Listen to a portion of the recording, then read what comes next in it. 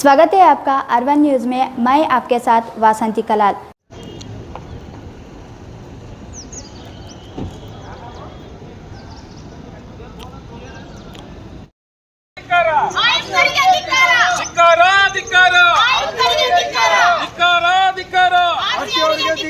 ಒಂದು ಪಕ್ಷದ ಪರ ಕೆಲಸ ಮಾಡಿದ ಆರ್ಸಿ ಅವರಿಗೆ, ಒಂದು ಪಕ್ಷದ ಪರ ಕೆಲಸ ಮಾಡಿದ ಆಯುಕ್ತರಿಗೆ, ಅಧಿಕಾರಿಗಳಿಗೆ ಧಿಕ್ಕಾರ, ಧಿಕ್ಕಾರ, ಧಿಕ್ಕಾರ, ಧಿಕ್ಕಾರ, ಧಿಕ್ಕಾರ,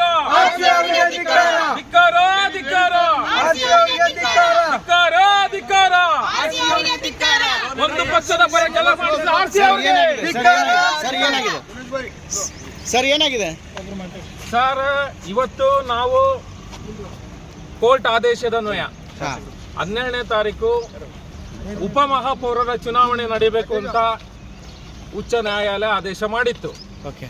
ಆದರೆ ನಾವೆಲ್ಲ ಸದಸ್ಯರುಗಳ ಆ ನ್ಯಾಯಾಲಯಕ್ಕೆ ನಾವು ಗೌರವ ಕೊಟ್ಟು ನಾವು ಇವತ್ತು ಈ ಚುನಾವಣೆ ಪ್ರಕ್ರಿಯೆಯಲ್ಲಿ ಬಂದ್ವಿ. ಆದರೆ ಆರ್ಸಿ ಅವರು ಒಂದು ಪಕ್ಷದ ಪರ ಕೆಲಸ ಮಾಡ್ತಿದ್ದಾರೆ. ಒಬ್ಬ ನಮ್ಮ ಸದಸ್ಯರಿಗೆ ಯಾರಿಗೂ ಗೌರವ ಕೊಟ್ಟಿಲ್ಲ. ನಾವೇನಾದರೂ ಮಾತಾಡ್ಲಿಕ್ಕೆ ಹೋದ್ರೆ 2 ನಿಮಿಷ ಮಾತಾಡ್ಲಿಕ್ಕೂ ಅವಕಾಶ ಕೊಡಲಿಲ್ಲ. ಇವತ್ತೇನಿತ್ತು ಉಪ ಮಹಾಪೌರರ ಚುನಾವಣೆ ಸಂಪೂರ್ಣವಾಗಿ ಮೊದಲಿಂದ ನಡೆಸಬೇಕು ಅಂತ ನಮ್ಮ ಇತ್ತು ಕೋರ್ಟ್ ಆದೇಶ ಕೂಡ ಆಗಿದೆ. ಆದರೆ ಅವತ್ತಿಂದ ಎಲ್ಲಿ ನಾಮಿನೇಷನ್ ಕೊಟ್ಟು ಬಿಟ್ಟಿದ್ರೋ ಆ ಎಲೆಕ್ಷನ್ ಚುನಾವಣೆ ಪ್ರಕ್ರಿಯೆಯಿಂದ ಇವತ್ತು ಸ್ಟಾರ್ಟ್ ಮಾಡಿದ್ದಾರೆ.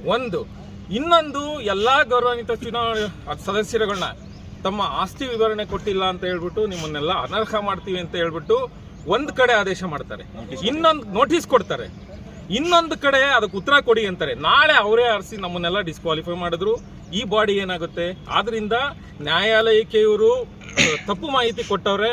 ಆರ್ಸಿ ಒಂದು ಪಕ್ಷದ ಪರ ಕೆಲಸ ಮಾಡ್ತಾ ಇದ್ದಾರೆ ಅಂತ ಹೇಳಿ ನಾವೆಲ್ಲ ಗೌರವಾನ್ವಿತ ಸದಸ್ಯರು ಈ ಚುನಾವಣೆಯನ್ನ ಬಹಿಷ್ಕರಿಸಿ ನಾವು ಹೊರಗಡೆ ಬಂದಿದ್ದೀವಿ. ನಾಳೆ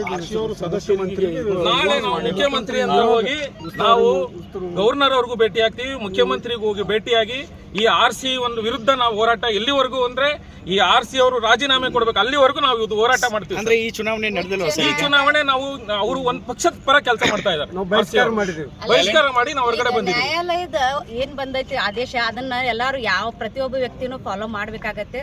ಇವ್ರಿಗೆ ನಾವು ಫಸ್ಟ್ ನಾವು ಇದು ನ್ಯಾಯಾಲಯದ ಆದೇಶ ಬಂದ ಮೇಲೆ ನಾವು ಲೆಟರ್ ಬರ್ದಿದ್ವಿ ಪ್ರಾದೇಶಿಕ ಆಯುಕ್ತರು ಬೆಳಗಾವಕ್ಕೆ. ಬರೋದ್ರೆ ನಾವು ಏನು ಹೇಳಿದ್ವಿ, ಉಪಮೇಯರದ್ದು ಏನು ಚುನಾವಣೆ ಇದೆಯಲ್ಲ ಅದು ಫಸ್ಟ್ ಇಂದ ಸ್ಟಾರ್ಟ್ ಮಾಡ್ರಿ, ನಾಮಿನೇಷನ್ ತಗೊಳ್ದಿಡ್ದ ಪ್ರಕ್ರಿಯೆ ಸ್ಟಾರ್ಟ್ ಮಾಡ್ರಿ ಅಂತೇಳಿ ನಾವು ಲೆಟರ್ ಬರ್ದಿದ್ವಿ. ಅದಕ್ಕೆ ಅವರು ಇಲ್ಲ ನಾವು ಎಲ್ಲಿಂದ ಸ್ಟಾಪ್ ಆಗೈತಿ ಅಲ್ಲಿಂದ ನಾವು ಮಾಡ್ತೀವಿ ಅನ್ನೋಣ ಆ ಆದೇಶನ ಅವರು ನ್ಯಾಯಾಂಗ ಆದೇಶನ ನಾವು ಉಲ್ಲಂಘನೆ ಮಾಡಿದಾರೆ. ಅವರು ಅದನ್ನು ಸರಿಯಾಗಿ ತಿಳ್ಕೊಳ್ದೇನೆ ಪ್ರೊಸೀಜರ್ ತಮ್ಗೆ ತಿಳಿದನ್ನ ಮಾಡಕತ್ತಾರು ಮತ್ತು ಒಂದು ಪಕ್ಷದ ಪರವಾಗಿ ಮಾಡಕತ್ತಾರ. ಅವರು ಇದು ತಪ್ಪು ಅಂತ ಹೇಳಿ ನಮಗೆ ಮಾತಾಡಕ್ಕೆ 1 ನಿಮಿಷ ಅವಕಾಶ ಕೊಡಿ ಸರ್. ಇದನ್ನ ನಾವು ನಮ್ಗೆ ಕನ್ಫ್ಯೂಸ್ ಐತಿ, ನಾವು ನಿಮಗೆ ಕೇಳ್ಕೊಂಡು ನಮ್ಮ ಸಮಸ್ಯೆನ ಬಗೆಹರಿಸ್ಕೋಬೇಕಂದ್ರೆ ಅದಕ್ಕೂ ಅವಕಾಶ ಮಾಡಿಕೊಡ್ಲಿಲ್ಲ. ಅವ್ರ ಮೊನ್ನೆ ಸಲಾನು ಅದೇ ಆಯ್ತು. ಅದನ್ನ ಕರೆಕ್ಟ್ ಆಗಿ ಅವ್ರ ತಪ್ಪಿಗೆ ನಾವೆಲ್ಲ ಪನಿಷ್ಮೆಂಟ್ ಅನುಭವಿಸ್ಬೇಕಾಯ್ತು. 2ನೇ ಸಲ ಚುನಾವಣೆ ಮಾಡ್ಬೇಕಂದ್ರೆ ಎದಕ್ಕೆ ಯಾರು ತಪ್ಪಿದು? ಅವ್ರದೇ ತಪ್ಪು,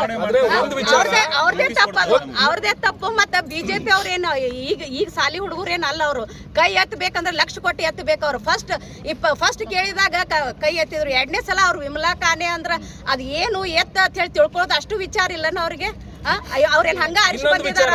ಅವ್ರ ಕೈ ಎತ್ತಿ ಅಲ್ಲ, ಗೌರವ ಇರ್ತದೆ ಸದಸ್ಯರು ವಾರ್ಡಿಂದ ಆರಿಸಿರ್ತಾರೆ. ಬ್ಯಾರಿಕೇಡ್ ಹಾಕಿ ಒಂದು ಯಾವ್ದೋ ಒಂದು ಇದ್ರ ಚುನಾವಣೆ ಒಳಗಡೆ ಒಬ್ಬ ಸ್ಥಾನ, ಒಂದು ಒಳ್ಳೆ ಸ್ಥಾನ ಇದೆ ಕಾರ್ಪೊರೇಷನ್ ಅಂದ್ರೆ, ಬ್ಯಾರಿಕೇಡ್ ಹಾಕೊಂಡು ಒಳಗಡೆ ಪವಿತ್ರವಾದ ಪೀಠ ಅದಕ್ಕೂ ಅಗೌರವ ತೋರಿದ್ದಾರೆ. ಏನ್ ಬ್ಯಾರಿಕೇಡ್ ಅಂದ್ರೆ ನಾವೇನ್ ರಾಕ್ಷಸ್ರ? ನಮ್ಮನ್ನು ಗೌರವ ಕೊಟ್ಟು ಜನಗಳು ಆರ್ಸ್ ಕಳಿಸಿದ್ದಾರೆ ನಮ್ಮನ್ನ. ಬಿಜೆಪಿ ಅವರು ಸುಮಿತ್ರಾ ಜಾಧವ್ ಮೇಲೆ ಕೈ ಎತ್ತಿದ್ದಾರೆ, ಅದು ಓಕೆ. 2ನೇ ಸಲ ಅಂದ್ರೆ ಅವ್ರು ಫಸ್ಟ್ 1ನೇ ಸಲ 2ನೇ ಸಲ ಅವ್ರು ಏನ್ ಹೇಳಿದ್ರು ಕೈ ಎತ್ತಬೇಕು, 3ನೇ ಸಲ 4ನೇ ಸಲ ಕೈ ಎತ್ತಬಾರ್ದು, ಆ ತರ ಮೆಂಟಲಿ ಪ್ರಿಪೇರ್ ಆಗಿ ಬಂದಿದ್ರು. ಮತ್ತೆ ಅವರು ಕನ್ಫ್ಯೂಸ್ ಆಗಿ ಹೆದರಿದ್ರು. ಅವರು ವಿರೋಧರು ಯಾಕೆ ಮಹಾನಗರ ಪಾಲಿಕೆಗೂ ನುಕ್ಸಾನ್ ಇದು. 2ನೇ ಸಲ ಎಲೆಕ್ಷನ್ ಮಾಡ್ಬೇಕಂದ್ರೆ ಎಷ್ಟು ಖರ್ಚು ಬರುತ್ತೆ, ಅದಕ್ಕೂ ನುಕ್ಸಾನು. ಕೋರ್ಟ್ದಿಂದ ಅದು ಎಷ್ಟು ಟೈಮ್ ಎಲ್ಲ ಇದನ್ನಾಯ್ತು ನಮ್ದೆಲ್ಲ. ಈಗ ಮತ್ತೆ ನಮ್ಮ ಅಭಿವೃದ್ಧಿ ಕಾಮಗಳು ನಡೀತಿದ್ವು ನಮ್ಮ ವಾರ್ಡ್ನಾಗೆಲ್ಲ. ಈಗ ಇಷ್ಟೆಲ್ಲ ಟೈಮ್ ವೇಸ್ಟ್ ಮಾಡ್ರಿ. ಇದಕ್ಕೆಲ್ಲ ಕಾರಣ ಆಯುಕ್ತರು ಮತ್ತು ಬಿಜೆಪಿ.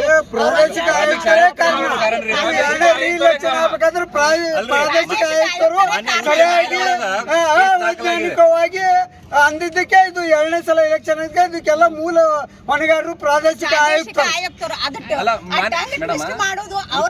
ಮಾನ್ಯ ಉಚ್ಚ ನ್ಯಾಯಾಲಯ ಏನೈತಿ ನಿರ್ದೇಶನ ಏನ್ ಕೊಟ್ಟಿದ್ದಪ್ಪ 12ನೇ ತಾರೀಕು ಏನೈತಿ ಮರು ಚುನಾವಣೆ ಯಾವ್ದು ಮಾಡ್ಬೇಕಂದ್ರೆ ಉಪಮಹಾಪೌರ ಮಾಡ್ಬೇಕಂತ ಹೇಳ್ಬಿಟ್ಟು ಸ್ಪಷ್ಟವಾಗಿ ಆದೇಶ ಮಾಡಿದೆ. ಅದನ್ನು ಗಾಳಿಗೆ ತೂರ್ಬಿಟ್ಟು ಈಗ ಏನ್ ಮಾಡ್ತಾರಪ್ಪ ಅಂದ್ರೆ ಸ್ಥಗಿತಗೊಂಡಿಂದ ಮುಂದುವರಿಸಬೇಕು. ಒಂದ್ ಕಡೆ ಕೋರ್ಟ್ ಏನ್ ಹೇಳ್ತದ ಅದನ್ನು ಮರ ಉಪಚುನಾವಣೆ ಮಾಡ್ಬೇಕಂತೇಳಿ. ಚುನಾವಣೆ ಪ್ರಕ್ರಿಯೆ ಯಾವ ರೀತಿ ಇರುತ್ತೆ? ನಾಮಿನೇಷನ್ ಮಾಡಬೇಕು, ಸ್ಕೂಟ್ನಿ ಆಗ್ಬೇಕು, ತದನಂತರ ಏನೈತಿ ಕೋರಂ ಪಾಸ್ ಮಾಡಬೇಕು, ಹಾಜರಾತಿ ಪುಸ್ತಕದಲ್ಲಿ ಎಲ್ಲರೂ ಸದಸ್ಯರ ಸೈನ್ ಆಗ್ಬೇಕು, ತದನಂತರ ಏನೈತಿ ಪರ ವಿರೋಧ ತಟಸ್ ಅಂತ ಹೇಳ್ಬಿಟ್ಟು ಚುನಾವಣೆ ಪ್ರಕ್ರಿಯೆ ಮಾಡಬೇಕು. ಓಪನ್ ಆಗಿ ಒಂದ್ ಪಕ್ಷದ ಪರ ಕೆಲಸ ಮಾಡ್ತಾವ್ರೆ ಸರ್. ನೋಡ್ರಿ ಧಿಕ್ಕಾರ. ಇವತ್ತು ನಡೆದಂಥ ಚುನಾವಣೆ ನಾವು ಸಂಪೂರ್ಣವಾಗಿ ಬಹಿಷ್ಕಾರ ಮಾಡೀವಿ. ಯಾಕೆ ಬಹಿಷ್ಕಾರ ಮಾಡೀವಪ್ಪ ಅಂದ್ರೆ ಚುನಾವಣೆ ಪ್ರಪ್ರಥಮವಾಗಿ ನಾಮಿನೇಷನ್ ಹಿಡಿದು ಸ್ಟಾರ್ಟ್ ಆಗಬೇಕಾಗಿತ್ತು. ಆದರೆ ಉಪಾಧ್ಯಕ್ಷರ ಸಂಬಂಧ ಏನೂ ಮಾಡಿಲ್ಲ. ಇದ್ದದ್ದನ್ನು ಇದ್ದಂಗೆ ಸ್ಟಾರ್ಟ್ ಮಾಡ್ತೀವಿ ನಾವು ಅಂಥೇಳಿ ಆಯುಕ್ತರು ಜೊತೆಗೆ ಪ್ರಾದೇಶಿಕ ಆಯುಕ್ತರು ಎಲ್ಲರೂ ಕೂಡಿ ಹೇಳಿದ್ದಾರೆ. ಒಂದು ವೇಳೆ ಇವತ್ತು ನಾನು ಹೇಳಕ್ಕೆ ಇಚ್ಛೆಪಡ್ತಾ ಇದ್ದೀನಿ, ಕೋರ್ಟ್ ಆದೇಶ ಉಲ್ಲಂಘನೆ ಮಾಡಿ ತಾವು ಏನು ಇಲೆಕ್ಷನ್ ಮಾಡ್ತೀರಿ ಇದು ತಪ್ಪು ಅಂತ ನನ್ನ ಭಾವನೆ ಐತಿ. ಜೊತೆಗೆ ನಮ್ಮೆಲ್ಲರ ಜನಪ್ರತಿನಿಧಿಗಳ ಅನಿಸಿಕೆ ಏನಪ್ಪ ಅಂದ್ರೆ ಚುನಾವಣೆ ಮಾಡಬೇಕು ಅಂದ್ರೆ ನೀವು ಪ್ರಕ್ರಿಯೆ ಪುನರ್ ಪ್ರಾರಂಭ ಮಾಡಿ ಅಂತ ಕೋರ್ಟ್ ಆದೇಶ ಕೊಟ್ಟಿದೆ. ಆ ಆದೇಶದ ಪ್ರಕಾರ ನಡಿಬೇಕು. ಮತ್ತು ಹೋದ ಬಾರಿ ಚುನಾವಣೆಯಲ್ಲಿ ಪರ ಮತ್ತು ವಿರೋಧ ಎರಡೂ ಕೈ ಎತ್ತಾರ. ನಾವೇನು ಕೈ ಎತ್ತಿ ಹೇಳಿದೆವು, ಕಾಂಗ್ರೆಸ್ನವ್ರು ಏನು ಕೈ ಎತ್ತರ ಅಂತ ಹೇಳಿದ್ವು ಇಲ್ಲ, ಅವರೇ ಎತ್ತಾರ. ಪರನೂ ಅವರೇ ವಿರೋಧನೂ ಅವರೇ ಅಂದ್ರೆ ಅವರು ನಗಣ್ಯ ಆಗಿಬಿಡ್ತಾರೆ. ಮತ್ತು ನಮ್ಮ ಅಭ್ಯರ್ಥಿ ಆಟೋಮೆಟಿಕ್ ಬಂದಂಗೆ ಅಲ್ಲ, ಅಲ್ಲಿ 2ನೇ ಮಾತೇ ಇರುವುದಿಲ್ಲ. ಸೊ ನೀವು ಎಲೆಕ್ಷನ್ನ ಬಹಿಷ್ಕಾರ ಮಾಡಿದ್ದೀರಾ? ಹೌದು ಸರ್, ಬಹಿಷ್ಕಾರ ಮಾಡಿ.